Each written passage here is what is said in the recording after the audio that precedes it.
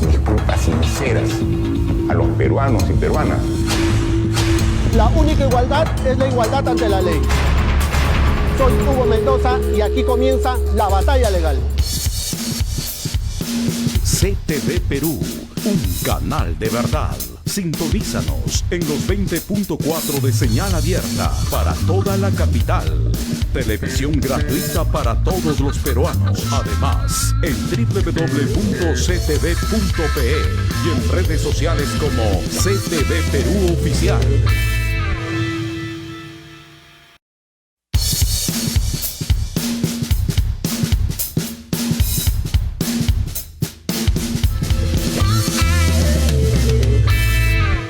Bienvenidos al programa La Batalla Legal. Soy Hugo Mendoza y estamos en el canal 20.4 de CTV Perú.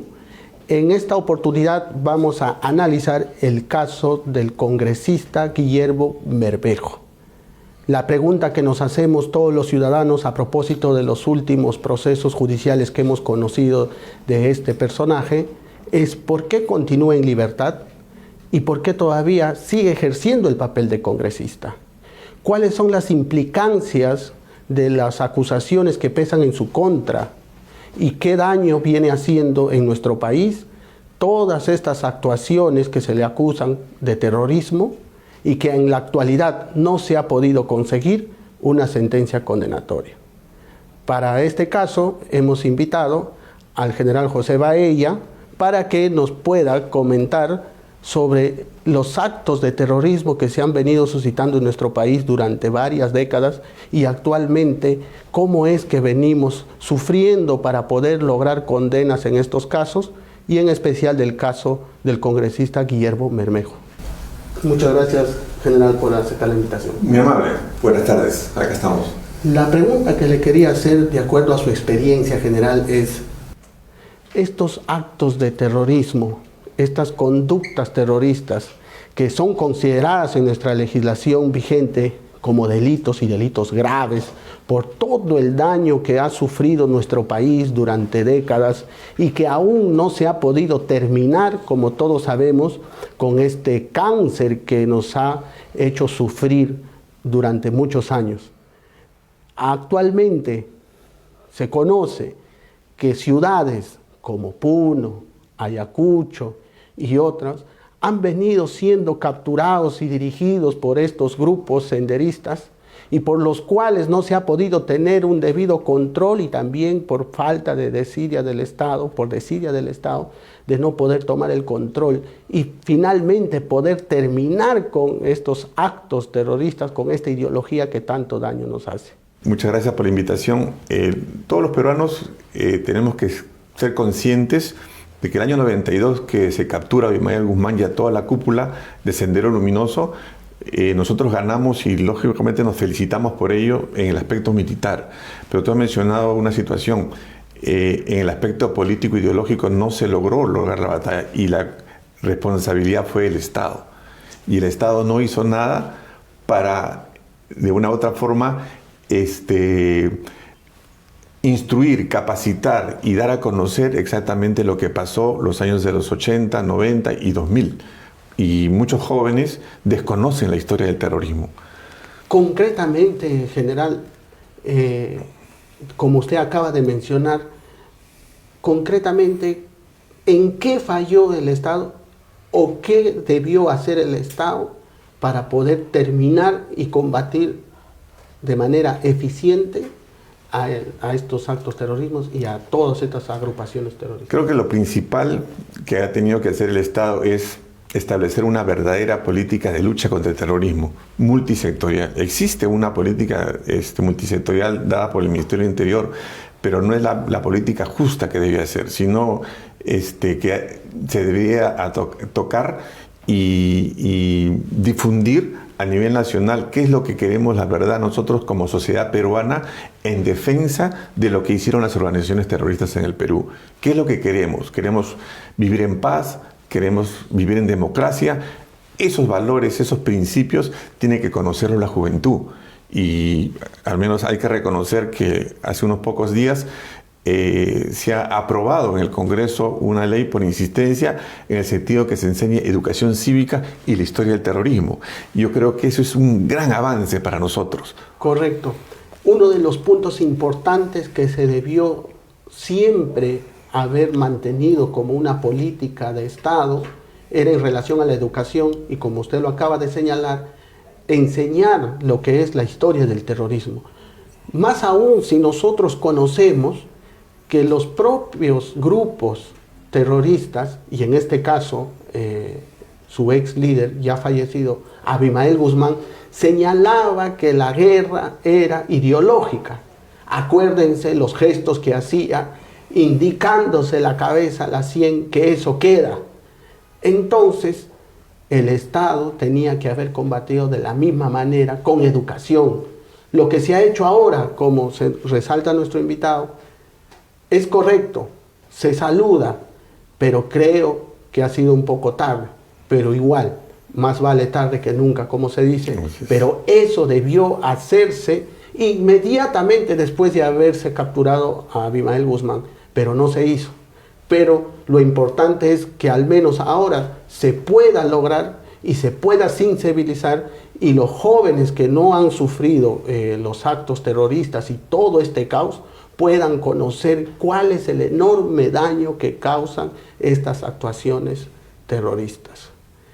General, la situación en Puno, la situación en Ayacucho, también podemos dudar, tenemos derecho a sospechar sobre base objetiva de que detrás de todas estas manifestaciones, detrás de todas estas convulsiones sociales, está la mano terrorista. Definitivamente está detrás de todo esto Sendero Luminoso, y a través de lo que se llamamos ahora este órgano creado especialmente llamado FENATEP, ¿no?, que es la Federación Nacional de Trabajadores de la Educación Peruana. Tenemos que recordar que el año 2003 se crea el CONARE y lo crea Abimael Guzmán, y el CONARE es este organismo de fachada creado por Sendero Luminoso para apoyar la huelga magisterial del año 2017 de Pedro Castillo. Y también sobre esa base se crea el MOADEF. El MOADEF y el CONARE, ¿por qué? Porque para Abimael Guzmán, para Sendero Luminoso, era importantísimo penetrar la educación, infiltrar la educación. Imagínense usted 300.000 maestros con la ideología de Sendero Luminoso. Hubieran tomado el poder en 2x3. Pero la situación es esa, ¿no? Ahora lo que está pasando en Puno y en otros lugares. En Puno hemos visto, por ejemplo, el FENATEP, hemos visto declarar en los diferentes medios de comunicación a César Tito Rojas. ¿Quién es César Tito Rojas? César Tito Rojas es un militante de Sendero Luminoso, llamando a una tercera toma de Lima, ¿no? Hemos visto la captura que ha hecho Diricote en Ayacucho con la camarada Cusi. Y tenemos así varios ejemplos claros de quién trae todo esto. Pero como vuelvo a repetir, esto no es coincidencia. Esto es parte de una nueva estrategia de Sendero Luminoso, denominada Nueva Fracción Roja.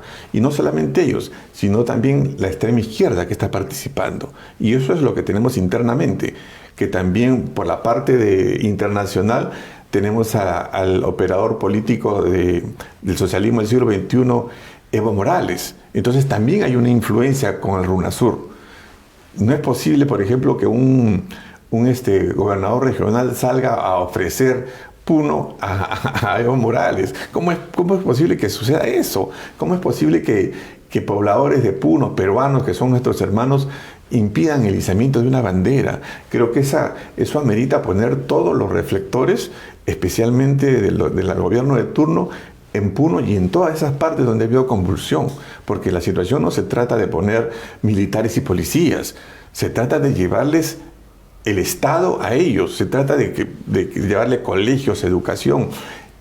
Lo que están haciendo con la educación es una herramienta de prevención. ¿Prevención para qué? Para enseñarles a los jóvenes que vivir en democracia, respetando el Estado de Derecho, respetando las leyes, es bueno, porque vamos a salir adelante.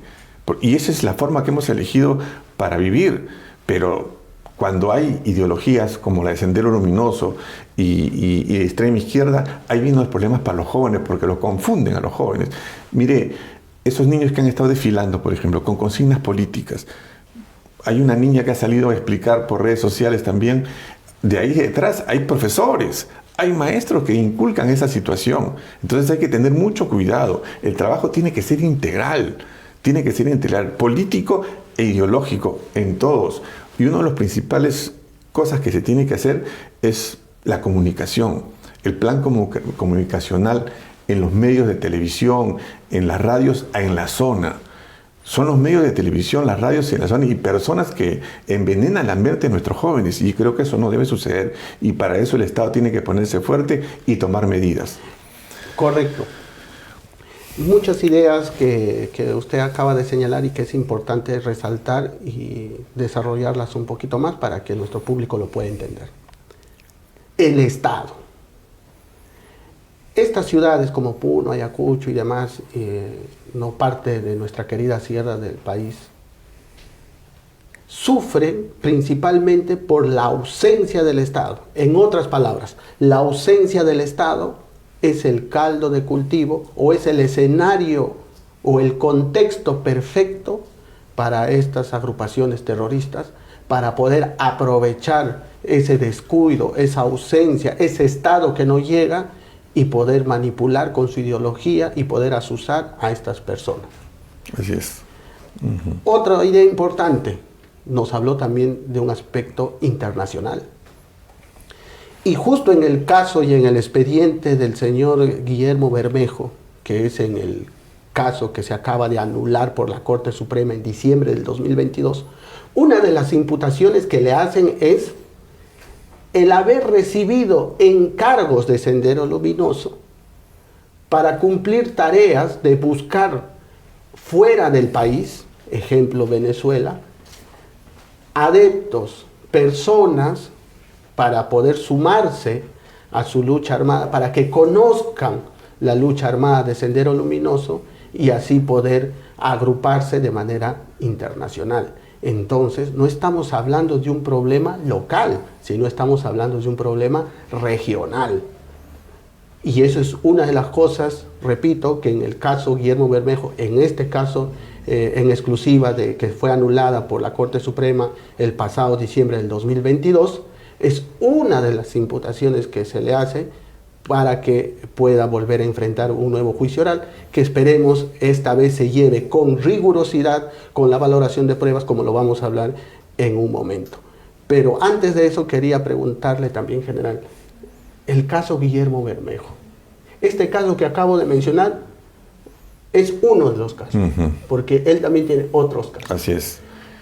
Por favor, ¿nos podría comentar qué casos más tienen? Yo creo que todos los peruanos y todos los medios de comunicación, como tú lo has dicho, tenemos que poner interés, tenemos que poner todos nuestros reflectores, todo nuestro pensamiento en lo que va a ocurrir con este juicio oral nuevo que se le ha abierto al congresista, al actual congresista Bermejo.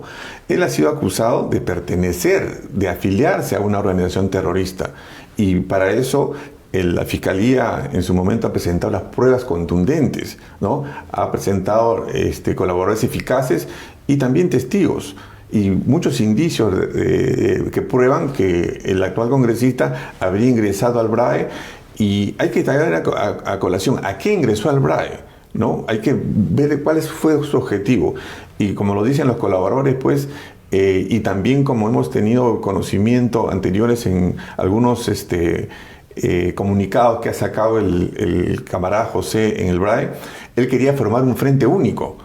Entonces, para formar un frente único tienes que buscar aliados. Para poder salir del BRAE tienes que buscar aliados. Y yo creo que, como te digo, la imputación que se le hace al actual congresista, hay que poner los reflectores para ver cómo ahora se lleva este nuevo juicio oral y que se valore las pruebas, como lo ha indicado la Corte Suprema, que se valoren las pruebas en forma conjunta, porque no es posible que hayan 6 personas que digan lo mismo y no se haya valorado ese indicio, esa evidencia que se tiene. Hay que poner ¿cómo se dice?, los reflectores ahí, toda nuestra atención a ver cómo este colegiado nuevo hace el juicio oral, y también por qué no presentar otras pruebas que de repente han sido dejadas dentro del proceso. Eso es importante. Yo creo que un congresista como es actual el congresista Bermejo debe colaborar con la justicia. Debe él ponerse a derecho y decir, pues si es inocente, demostrarlo. Y si no, la justicia creo que tiene que darle una sanción ejemplar. Retomando el caso del actual congresista Guillermo Bermejo, de este nuevo juicio oral que va a enfrentar, y cuáles son los retos de esta nueva sala y las indicaciones que debe tener en cuenta hechas por la Corte Suprema. Primero, se ha cuestionado tanto por la Fiscalía Superior y por la Procuraduría mediante sus apelaciones de que en el juicio que terminó absolviendo a Guillermo Bermejo no se habrían valorado de manera adecuada una serie de elementos probatorios. Hay dos puntos importantes en el cuestionamiento de estas apelaciones y que la Corte Suprema con gran criterio los ha tomado en cuenta. El primer punto que se discute es que no se valoró de manera adecuada los elementos de prueba. El segundo punto es que no se admitieron importantes medios probatorios como reconocimientos fotográficos, visualizaciones de videos, de seguimiento que se hizo a Guillermo Bermejo y otros. Dentro del primer cuestionamiento de que no se habrían valorado de manera adecuada los elementos probatorios, existen dos declaraciones testimoniales muy importantes, del señor Wilder Satalaya Apagueño y del señor Max Anahuamán Centeno. Estos dos testimonios, la Sala Penal Superior que absolvió a Bermejo, no los tomó en cuenta señalando que son versiones tangenciales, que no abonan directamente a la versión incriminatoria de los colaboradores eficaces. Entonces, como no abonan de manera íntegra a corroborar las versiones de los colaboradores eficaces, para la sala no sirvió como pruebas para corroborar esta tesis incriminatoria de la afiliación terrorista de Guillermo Bermejo. ¿Qué nos dice la Corte Suprema sobre este punto? Que la sala no valoró de manera adecuada todos los elementos probatorios y por eso manda un nuevo juicio oral y que este nuevo colegiado, por tercera vez, un nuevo juicio oral, pueda valorar de manera individual, prueba por prueba y de manera conjunta y confrontarlas una a una.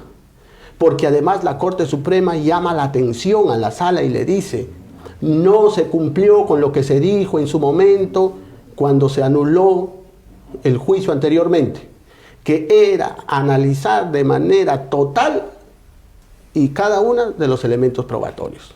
No se puede tomar en cuenta o no se puede pedir que estos testimonios o estas pruebas puedan corroborar de manera íntegra, con punto y coma, las declaraciones de los colaboradores eficaces, porque justamente son eso, son pruebas periféricas. Y como dice el propio acuerdo plenario, jurisprudencia que cita la sala, el acuerdo plenario 2/2005, son datos periféricos que abonan a la tesis incriminatoria, no tienen que ser íntegras.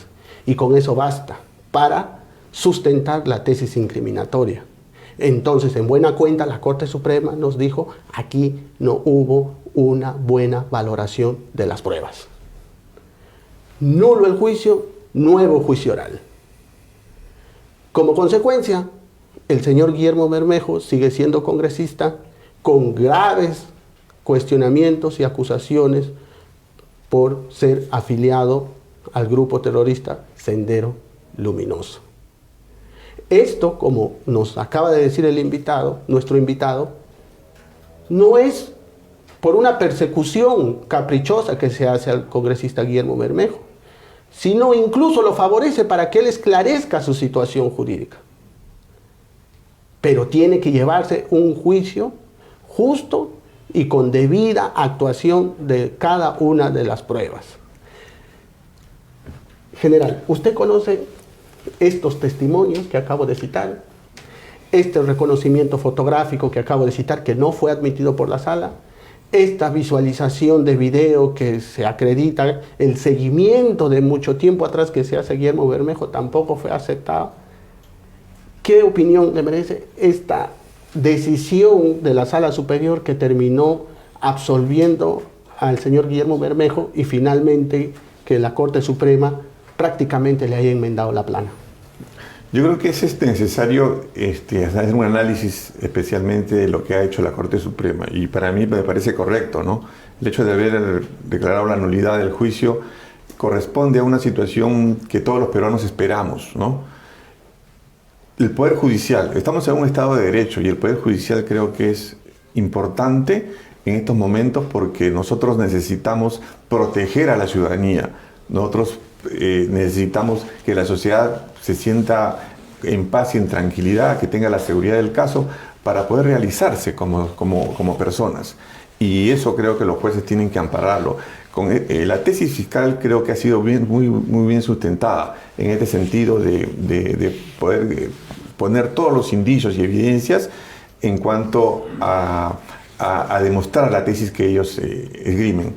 La situación está que el colegiado no ha valorado convenientemente, como tú lo has explicado, y eso es lo peligroso. Y también lo que tiene que estar atento toda la ciudadanía al análisis, porque el hecho de no haber tomado en cuenta, digamos, los testimonios de algunos en su totalidad y evaluarlos individualmente, creo que esto conduce a una situación que no es conveniente para todos los peruanos. Si bien es cierto, la justicia tiene sus propios cánones y los jueces siempre valoran y sistematizan las pruebas, pero yo creo que en este caso hay que tomar muy en cuenta también la protección de los bienes jurídicos de la sociedad, de todos los peruanos. Y uno de los más importantes, que es la tranquilidad pública, que se protege con estos delitos de terrorismo. Exactamente, la tranquilidad pública y el hecho de que una persona por sí, con propia voluntad, haya ingresado a un campamento terrorista o haya o pertenezca a una organización terrorista, esa es la preocupación.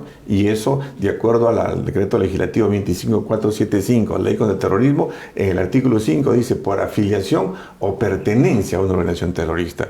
Y eso se tiene que juzgar, y eso se tiene que juzgar en un debido proceso y con las pruebas en la mano.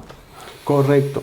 Y sobre todo, para abonar un poco más la crítica a la decisión de la sala, he podido ver que existe una contradicción también en sus decisiones, porque para negar el reconocimiento fotográfico que presentó la Fiscalía, señaló que como no participó la defensa técnica del señor Bermejo en esas diligencias, no se podían aceptar. No obstante, haberse acreditado que participó el Ministerio Público. ¿Y por qué digo que esto es una contradicción que debe llamarnos la atención? Porque no hay que olvidar que este caso del señor Guillermo Bermejo se viene juzgando con el Código de Procedimientos Penales. Esto es, con un antiguo Código de Procedimientos Penales de 1940. ¿Y qué nos dice una de las reglas de este código? Que toda diligencia donde participe el fiscal se reputa como válido o es válido, porque justamente en aquellas diligencias de investigaciones, de indagaciones, el Ministerio Público es el quien garantiza la legalidad del desarrollo de esa diligencia. Por eso es que se consideraba como válido. Entonces, si este caso se juzga con ese código y con esa regla, ¿cómo es que aplica un criterio garantista de un Código Procesal Penal 2004, por decir de alguna manera? Si tenemos la regla, repito, del antiguo Código de 1940, Código de Procedimientos Penales. Y repito, una de sus reglas dice que mientras que participe la Fiscalía en una diligencia, esa diligencia es válida. Ese reconocimiento fotográfico, ¿participó la Fiscalía? Sí. ¿Por tanto es válida? Sí. ¿Se podía negar bajo el argumento de que no participó la defensa técnica según las reglas del Código de Procedimientos Penales que vengo diciendo? No. Pero aplicó este criterio garantista, ¿no? podríamos decir garantista en el sentido de que actualmente se considera que la defensa técnica debe estar presente y debe asistir al investigado en todos los actos de investigación. Es más, ¿por qué digo que es una contradicción? Porque aquí aplica ese criterio, pero para otros pedidos que ha hecho la Fiscalía no aplica ese criterio. Por ejemplo, para la visualización del video. Si estamos en una aplicación garantista, en esa lógica de la sala, también debió aplicar la lógica de las reglas del juicio oral de este código nuevo procesal penal. ¿Cuáles son? De que yo pueda presentar pruebas nuevas, o que yo pueda presentar casi al final del juicio otro tipo de pruebas que se hayan discutido en el caso. Y en este caso, ¿cuáles eran esas pruebas nuevas? ¿Cuáles eran esas pruebas que se han discutido en el juicio y que podían ser aceptadas para llegar a la verdad? Porque todo proceso penal, señores, deben conocer, es llegar a la verdad. ¿Cuáles eran? La visualización del video, la aceptación de la declaración o la entrevista que se hizo al agente especial conocido como Villarroel Medina. Si estamos en esa lógica de aplicar estas reglas, también debió aplicarse. Pero aquí evidenciamos una contradicción. Para negar, se aplica esa lógica. Y para aceptar a la Fiscalía, se aplica la otra. Entonces, aquí la sala es clara que no actuó de manera correcta, imparcial, y no lo decimos nosotros, sino la propia Corte Suprema, con su decisión de anular la sentencia y mandar por tercera vez a un juicio oral, que esperamos que en esta ocasión sí sean valoradas de manera debida cada uno de los elementos probatorios y se garanticen las actuaciones probatorias, como veremos en el próximo bloque con nuestro siguiente invitado. General, una reflexión final para que nuestro público entienda que es importante tocar estos casos para que conozca la magnitud del problema y del daño que nos hace este tipo de actuaciones delictivas, nada menos, como decíamos en un momento, ataca a la tranquilidad pública. No podemos movernos con libertad, finalmente seríamos atrapados por una ideología y, lo peor de todo, nos llevaría a un fracaso. Lo que tú has dicho es importante porque has explicado en forma muy detallada y didáctica lo que ha sucedido dentro del proceso. Y también hay otra cosa importante de que ha dicho que queremos llegar a la verdad. Y es lo que nosotros como sociedad debemos exigir al Poder Judicial. Llegar a la verdad para que se sepa cuál es la responsabilidad que tiene este actual congresista y otros congresistas también que están involucrados en algunos procesos. Y especialmente, ¿por qué? Porque son supuestos presuntos autores de un delito de terrorismo. Y el delito de terrorismo en el Perú nos ha hecho mucho daño a los peruanos. Y eso creo que la sociedad, por eso es el interés y de todos los medios de comunicación de llegar a la verdad. Y eso es lo que queremos. La verdad nos va a hacer libres. La verdad nos va a hacer libres y también no hay justicia si no se logra también llegar a la verdad. Y sobre todo, poder seguir desarrollándonos dentro de una sociedad pacífica y libre.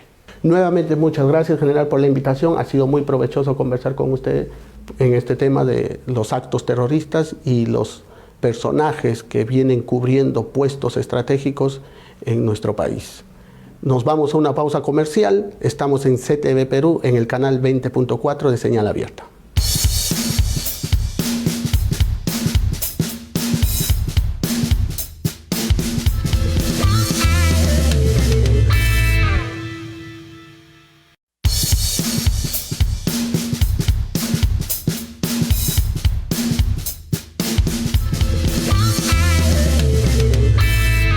Regresamos de la pausa comercial. Soy Hugo Mendoza y esto es La Batalla Legal. Tenemos como segundo invitado al señor Eddie Villarroel Medina, más conocido como Comandante Sacha. Es importante conocer su versión sobre el caso que estamos analizando, porque él ha sido nada menos un agente especial en esta trama del delito de terrorismo en el que está involucrado el congresista Guillermo Bermejo. Muchas gracias, sí, bueno. Eddie, por aceptar la invitación. No, gracias a ustedes. La primera pregunta que te quiero hacer es, desde tu experiencia como agente especial, que es una figura que nosotros y yo como abogado lo veo en el Código Procesal Penal, lo estudiamos en los casos de los delitos de organización criminal, porque es una figura que sirve justamente para desarticular organizaciones criminales. Porque como sabemos, las organizaciones criminales, en este caso como los grupos terroristas Sendero Luminoso, son organizaciones complejas, ¿no? Son organizaciones estructuradas, son un grupo de personas que es prácticamente difícil de poder desarticular, de poder conocer su funcionamiento, de poder conocer cómo opera. Para eso existen los agentes encubiertos y los agentes especiales. Y en esta oportunidad tenemos a un ex agente especial que cumplió con esa función que le encomendó su país. Lograr obtener información para poder evidenciar, para poder recabar información importante de cómo opera una organización terrorista, en este caso, Sendero Luminoso. Cuéntanos, Eddie, tu experiencia como agente especial, ¿qué es lo que has visto tú como agente especial dentro de esta agrupación terrorista y qué has podido ver de la participación del señor Guillermo Bermejo, actual congresista, en esta agrupación terrorista Sendero Luminoso? A ver, yo quiero agregar que no solamente he sido agente especial, sino soy un licenciado del ejército peruano, del batallón contrasubversivo BIN 6. También he sido ex miembro de los comités autodefensas, donde yo aporté a mi país por 7 años de mi vida luchando contra el terrorismo en el BRAE. Y conozco perfectamente esa zona donde todavía aún quedan los rezagos terroristas de los quipes palominos de Sendero Luminoso, que yo he vivido 20 años en el BRAE, ¿no? Sí, las experiencias son muchas, ¿no? 20 años en el BRAE. Así es. La experiencia de haber servido a nuestro país en el ejército peruano.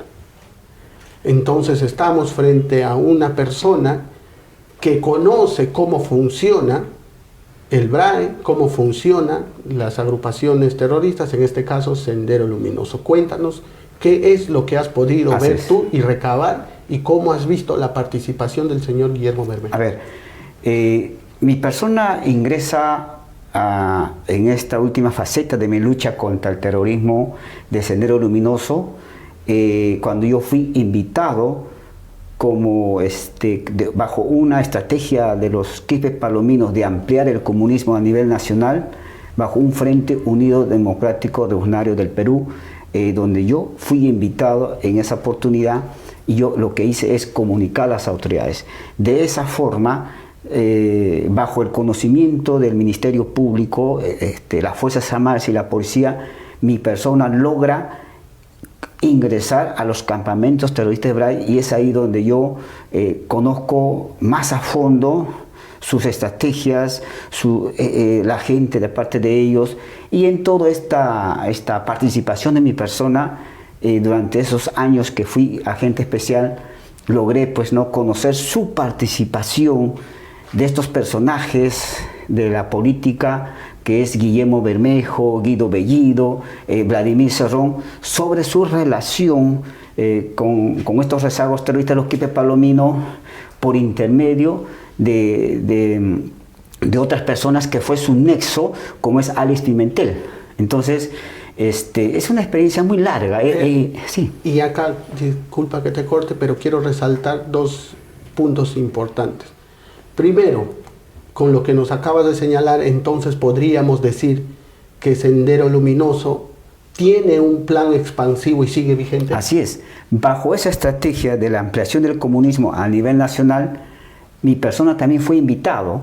Ellos, para poder tener fuerza y llegar a su organización, ellos invitan a líderes de los movimientos sociales, y como no solamente el tema lo que es el país, sino también su relación a nivel internacional, como es con la FARC, como es también con Venezuela, con otros países como Irán. Uno de sus nexos, por ejemplo, con Irán fue Edward Quiroga. Entonces ellos tienen una estrategia de que ellos mantienen ahorita esa relación, tanto a nivel nacional y a nivel internacional. Correcto. Entonces queda claro que Sendero Luminoso aún existe, y no solamente existe, sino que tiene un plan de expansión, tiene un plan de seguir vigente. Eso hay que tenerlo muy en cuenta. El segundo punto que quería preguntarte, como nos acabas de mencionar, los actores, esas relaciones, ¿no? Esa participación activa de estos personajes que actualmente tienen un protagonismo en nuestra política. ¿Cómo es que ellos han intervenido y se han relacionado con Sendero Luminoso? En este caso, Guillermo Bermejo, como has mencionado, el congresista actual también Bellido, y también el señor Vladimir Cerrón. Sobre respecto de las personas que usted menciona, de Guillermo Bermejo, Guido Bellido y Vladimir Cerrón, todos pertenecientes al partido Perú Libre, mi persona ya cumplió de informar, inclusive con pruebas, a la Fiscalía. Ya ellos son pues los que tienen que determinar las investigaciones, si son culpables o no, pero mi persona en esa parte ya dio esa información, ¿no? Correcto, correcto. Y dentro de esa información, tú has visto dentro de estos campamentos, como ya se conoce públicamente por lo que se ha juzgado, ya se viene juzgando por segunda vez, y va a haber una tercera oportunidad al señor Guillermo Bermejo, donde queda claro que este señor visitó el campamento de Sendero Luminoso y tuvo contacto, incluso adiestramiento ideológico y en el uso de armas. Así es, yo tengo conocimiento, inclusive ya por la misma versión del líder terrorista Quipe Palomino, como también de la camarada Vilma, su participación de Guillermo Bermejo en sí, en el sitio del mismo lugar de los campamentos terroristas de Membray. Entonces, eso yo ya he informado a las autoridades, y en la cual, en lo que respecta a Guido Bellido, sí tenía comunicaciones desde su región, que es Cusco, y la relación con Vladimir Cerrón es por intermedio de Alex Pimentel, de los que pues por ahí llegaba el financiamiento para la construcción de un proyecto político nacional que hoy en día es Perú Libre, ¿no? Correcto.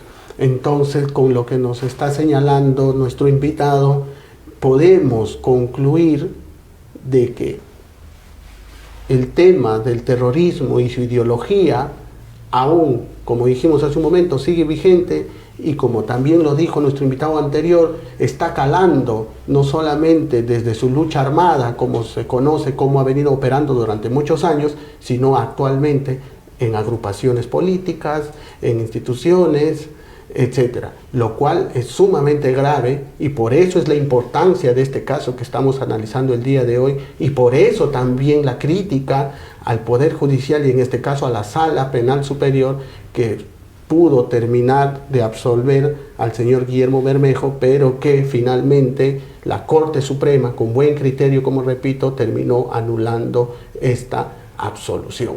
Sobre este caso, Eddie, quería preguntarte, revisando la información, pude ver que una de las cosas que se critica a la sala es no haber aceptado la entrevista que tú diste a un programa de televisión, donde narras todo tu conocimiento que has podido recabar como agente especial sobre estos actos terroristas, ¿no? Y la vinculación de los personajes que estamos hablando, y no se aceptó porque la sala quería tu declaración en el propio juicio, pero se deja entrever que la Fiscalía presenta esa grabación de esa entrevista porque tú no habrías querido declarar. ¿Nos puedes explicar un poco esto, por favor, para que el público entienda? Sí. Porque esto es importante, porque bajo ese argumento la sala no aceptó la entrevista del señor Eddie Villarroel, no la aceptó, porque dijo, tiene que venir a declarar. Y se dejó entrever, según los documentos, según la ejecutoria de la Corte Suprema, que no habría querido declarar.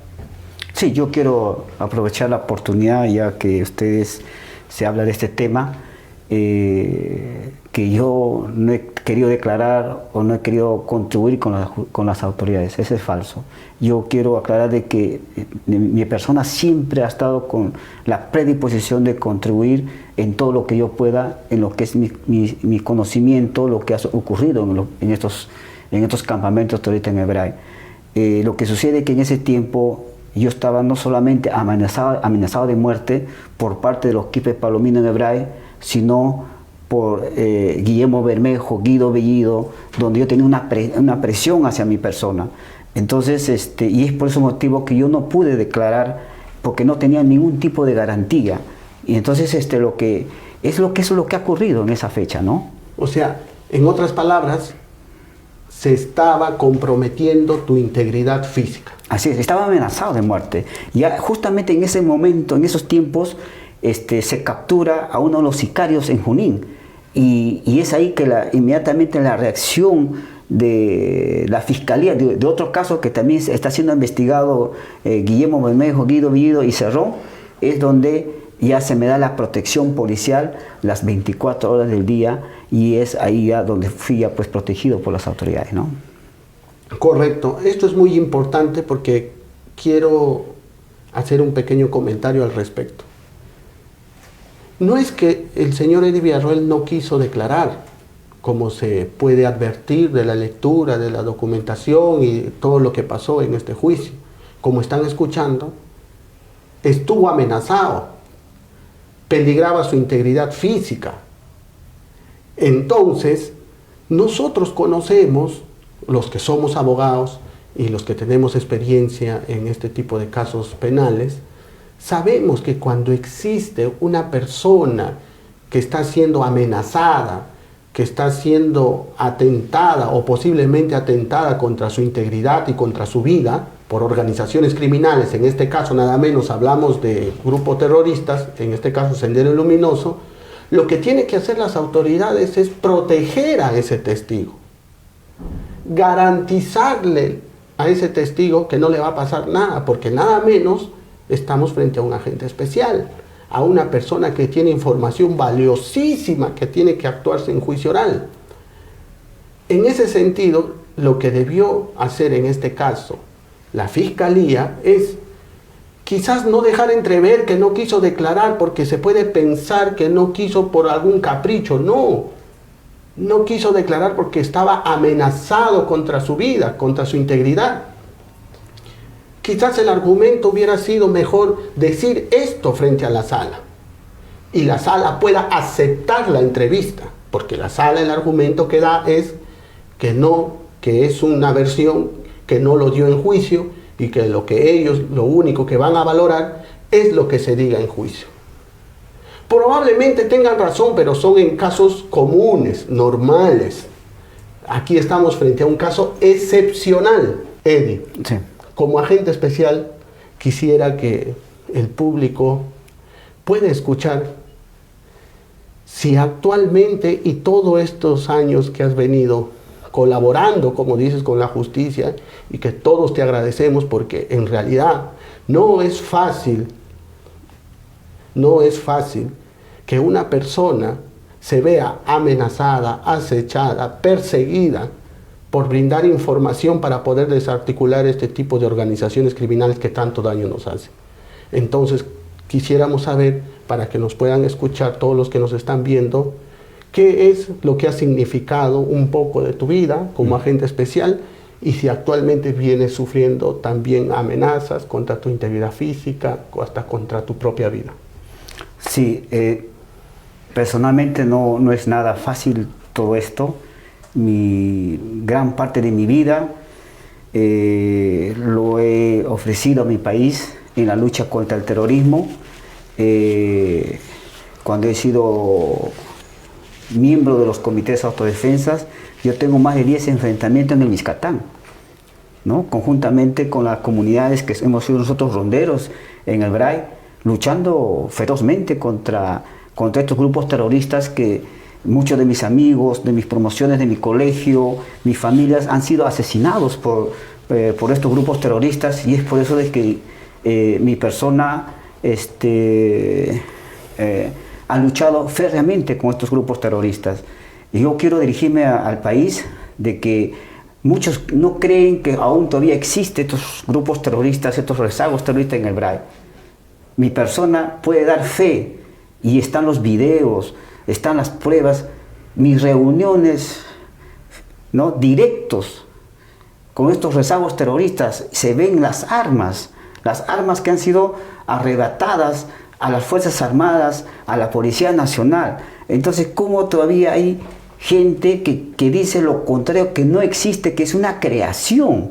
O sea, mi persona ha vivido 20 años en el BRAE. Yo puedo dar fe que sí existen estos rezagos terroristas y aún continúan desarrollando su lucha marxista, leninista y maoístas, pero con una nueva estrategia, digamos, de una guerra política ya. O sea, si aún se mantiene un rezago terrorista armado en el BRAE, pero todavía continúan la lucha política donde se han desarrollado, y gracias a Dios ha caído este gobierno de Castillo, donde ahí se han metido como garrapata los rojos, en la cual ha sido muy peligroso. Inclusive iban a armar, aparte, paralelamente, una fuerza a nuestras Fuerzas Armadas, donde ellos iban a tener su fuerza. Entonces, realmente es muy peligroso, y lo que conocemos muy a fondo estos temas, tenemos que hacer una lucha política, ideológica, a esta forma de pensar comunista. Si bien nuestras Fuerzas Armadas, la Policía Nacional, como también los comités autodefensas que hemos luchado en el BRAE, digamos, lo hemos hecho militarmente, lo hemos arrinconado en el BRAE. Luchemos a los congresistas, a los políticos, debemos nosotros enfrentarlos ideológicamente, digamos, a estos pensamientos foráneos, extranjerizados, porque nada tiene que ver ese tipo de revolución marxista, leninistas, maoístas que se dieron en otro lado del mundo y que ellos quieren aplicar en nuestros pueblos, en nuestro país, a sangre y fuego, que lo quisieron hacer, y todos somos testigos en los años 80 y 90 qué es lo que ocurrió. Entonces es lo que yo quiero dirigirme al país, ¿no? Muchas gracias, muy importantes reflexiones. Solo para ir terminando y sacar conclusiones de esta importante entrevista, estamos frente a un agente especial. ¿Qué significa esto? Para los que quizás recién se conectan, es una figura que regula nuestro Código Procesal Penal, que regula nuestra legislación, que sirve para conducir un proceso penal. Un agente especial es una persona que sirve de poder tener información privilegiada, información importante para poder desenmascarar las verdaderas funciones, para poder desentrañar, para poder descubrir cómo funciona una organización criminal. En este caso, lo que trato de decir es, como estamos frente a un agente especial con información importante, las autoridades, y en este caso el Ministerio Público, tiene que garantizar su integridad. ¿Por qué? Porque es un elemento probatorio y prueba finalmente en juicio que le va a permitir poder tener éxito. ¿A qué me refiero? El Ministerio Público sabe todas las herramientas que tiene para garantizar su integridad. ¿Cómo protegerlo?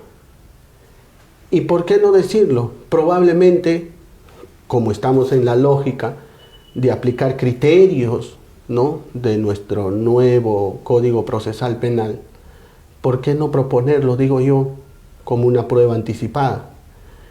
Como una prueba que se actúe en este momento para garantizar su integridad y ya no exponerlo en juicio oral. Lo que no puede pasar, en otras palabras, es que se vuelva a rechazar su declaración, o que se vuelva a rechazar esa entrevista que en su momento se quiso presentar y no se quiso escuchar.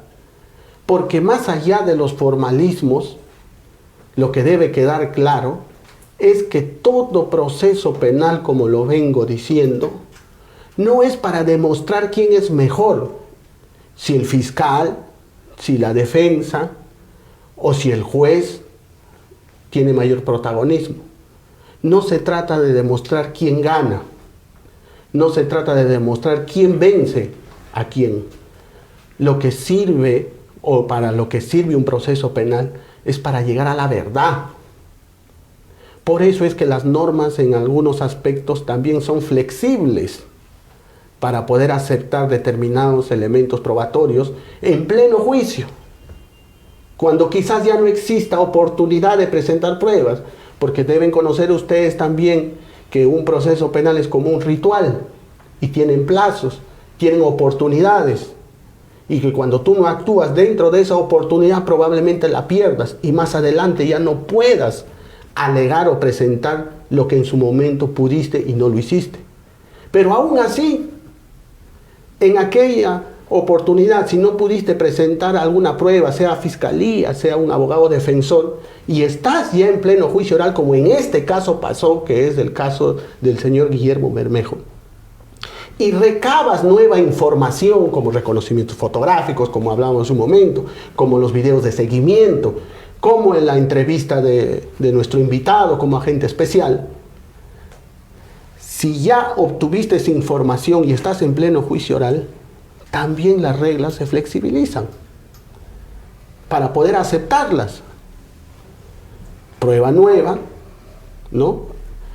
O una prueba al final del juicio, como se ha discutido en todo el juicio oral, un tema muy importante, pero que no existe cómo probarlo, ¿no? Cómo probarlo, y existe y nace la necesidad de actuar esa prueba o de generar esa prueba para poder corroborar lo que se ha venido discutiendo, los jueces lo aceptan en las reglas del nuevo Código Procesal Penal. Existen sentencias del Tribunal Constitucional que señala que ya se deben ir aplicando ciertas reglas del Código Procesal Penal, del Código Nuevo. Entonces, ¿por qué no se aplicaron esas reglas? Por eso digo, y me tomo este tiempo para explicar esto un poco para que ustedes puedan conocer y estar alertas, para que este nuevo juicio oral pueda tomar en cuenta estas recomendaciones y poder garantizar un juicio justo donde se valoren todas las pruebas y finalmente se determinen las responsabilidades que se deban determinar y deban ir presos aquellas personas que hayan cometido estos delitos. Porque como bien dijo nuestro invitado, no se puede seguir tolerando que en la actualidad siga existiendo grupos terroristas, Sendero Luminoso y lo que es peor, personas que comparten esta ideología y que han tenido una participación activa, están logrando obtener cargos importantes, nada menos congresistas de la República. Agrupaciones difundiendo su ideología. No hay que olvidar que esto es una lucha también de educación, de información ideológica. Ya han escuchado al primer invitado, al general Baella, ya han escuchado a nuestro segundo invitado, un agente especial con información muy valiosa. Sendero Luminoso aún existe. Sendero Luminoso aún sigue vigente. Y debemos terminar por derribarlo, por derrotarlo, porque no podemos permitir que atenten contra nuestra tranquilidad, que atenten contra la paz social, que atenten sobre todo con nuestro desarrollo. Porque, como ya vimos en los años 80, si bien es cierto, yo todavía pequeño aún, pero recuerdo claramente, por más pequeño, 5, 6, 8 años tenía, cómo derribaban las torres de luz en los interiores del país, los coches bomba. Quieren tomar o han querido siempre tomar el poder por la fuerza, alzado en armas, sin importar la vida de las personas. Y actualmente se han rezagado en organizaciones políticas, en agrupaciones, etcétera, etcétera. Y eso no debemos permitir. Debemos garantizar la libertad y espero que el Estado también cumpla su rol de no dejar en ausencia, desamparada, a aquellas ciudades que con justo reclamo salen a protestar porque no sienten la presencia del Estado.